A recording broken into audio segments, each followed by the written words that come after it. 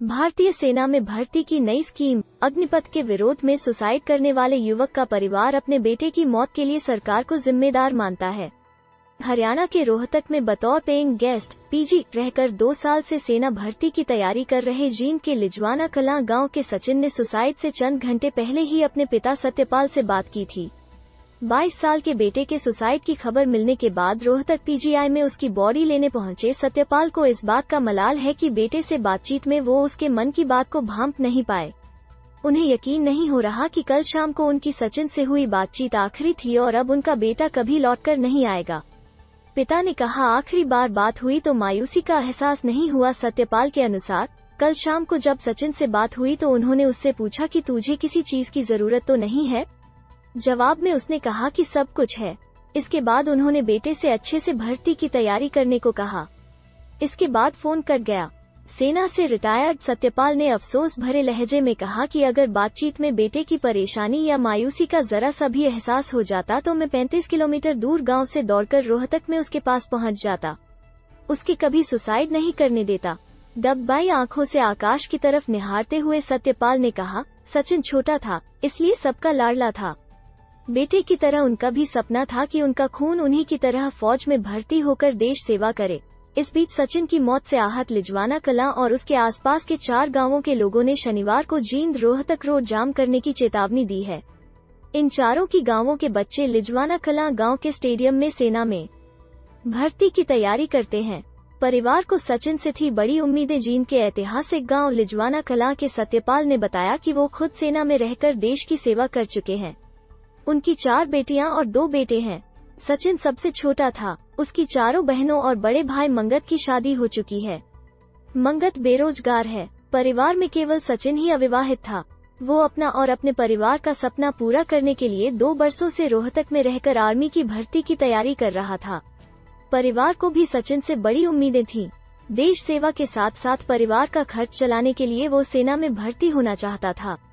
2 साल पहले आर्मी भर्ती में फिजिकल और मेडिकल टेस्ट दिया था। सचिन 2 साल पहले गोवा में हुई आर्मी की रिलेशन भर्ती में फिजिकल और मेडिकल टेस्ट पूरा कर चुका था। अब केवल लिखित पेपर होना बाकी था।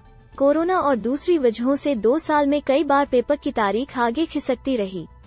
सेना में जाना उसका जुनून बन चुका था। लिखित पेपर के लिए सचिन 2 साल से रोहतक में रहकर कोचिंग ले रहा था। सचिन की बड़ी बहन पूनम कहती हैं कि उन्होंने कई बार समझाना चाहा लेकिन सचिन के दिमाग पर केवल सेना में जाने का भूत सवार था। वो कोई दूसरी नौकरी या काम करने को तैयार नहीं था। बहन से साझा किया भाई का दर्द। रोहतक में बतौर पेइंग गेस्ट रहकर सेना भर्ती की तैयारी कर रहा सचिन आर्मी में भर्ती के लिए लाई गई अग्निपथ योजना से मायूस हो गया था। बुधवार को ही उसने अपने पिता सत्यपाल को फोन किया था कि वो जल्दी ही गांव आएगा। केंद्र सरकार की नई योजना आने के बाद सचिन ने खरक्रामजी में ब्याही गई अपनी बड़ी बहन पूनम को भी फोन किया था। बहन से बातचीत में उसने कहा था कि अब वो अपना शायद सपना पूरा नहीं कर पाएगा। पूनम के अनुसार उन्होंने फोन पर बातचीत में सचिन को हौसला बनाए रखने के लिए कहा था मगर वो सुसाइड कर लेगा इसका आभास नहीं था। रात में दोस्त के जन्मदिन पर की पार्टी। परिवार ने बताया कि बुधवार को सचिन के दोस्त का जन्मदिन था। वो उसके जन्मदिन की पार्टी में भी गया और देर रात लौटा। पार्टी में भी वो दोस्तों के साथ बहुत ज्यादा घुल मिल नहीं पाया। सचिन के रूममेट रूपेश ने बताया कि सचिन काफी शालीन स्वभाव का था और सबके साथ घुल मिलकर रहता था। बुधवार शाम को उसने बताया था कि वो बर्थडे पार्टी में जा रहा है और वापसी में उसके साथ कुछ साथी होंगे इसलिए आप दूसरे कमरों में सो जाना। देर रात जब सचिन लौटा तो वो लोग सो चुके थे। गुरुवार सुबह उन्होंने आवाज लगाई लेकिन जब दरवाजा नहीं खुला तो उन्होंने गेट तोड़ दिया। अंदर सचिन की बॉडी फंदे पर झूल रही थी। 3-4 दिन से परेशान था। पेइंग गेस्ट में सचिन के साथ रहकर कोचिंग लेने वाले युवकों ने उसके परिवार को बताया कि सचिन 3-4 दिन से परेशान था। हालांकि अपनी परेशानी का पता उसने घरवालों को नहीं लगने दिया। सेना भर्ती की परीक्षा न होने और नई स्कीम के कारण वो परेशान था। उसने अपनी परेशानी का जिक्र दोस्तों के आगे किया तो था मगर खुलकर कुछ नहीं बताया।